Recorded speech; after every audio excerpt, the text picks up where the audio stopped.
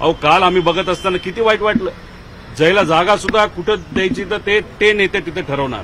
कुणीतरी नेता काकींच्या खांद्यावर हात ठेवतो, कोणीतरी ओढतं, कुणी काय करतं. म्हणजे हे बघून महाराष्ट्राची जनता आम्हाला ह्या पण जरा सांभाळून वागा आणि सांभाळून त्या ठिकाणी बोला, एवढंच या ठिकाणी सांगा.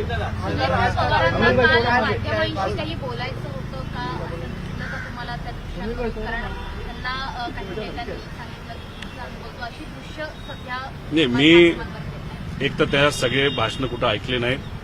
काकींचं भाषण मी ऐकलं, भाषण ते चांगलं होतं, त्यातून संदेश त्यांनी त्या ठिकाणी चांगला दिला. त्याच्या व्यतिरिक्त जे बाकीचे बोलले त्यांचं भाषण पूर्वीही ऐकण्यासारखं नव्हतं आणि आजही ऐकण्यासारखं नाही. त्यात कंटेंटच नसतो, त्यात महत्वाचे मुद्दे सुद्धा त्या ठिकाणी नसतात. त्यामुळे मी काय त्यांचं भाषण ऐकलं नाही. नंतर काय घडलं हे मला तरी त्या ठिकाणी माहीत नाही. पण एक आहे की सुमित्रा काकी या सक्षम महिला आहेत, पवार परिवाराच्या एक घटक आहेत आणि मग त्याच्यात त्या प्रेस कॉन्फरन्सेसला सुद्धा समोर जाऊ शकतात. त्यांना वाटेल ते त्या ठिकाणी बोलू शकतात.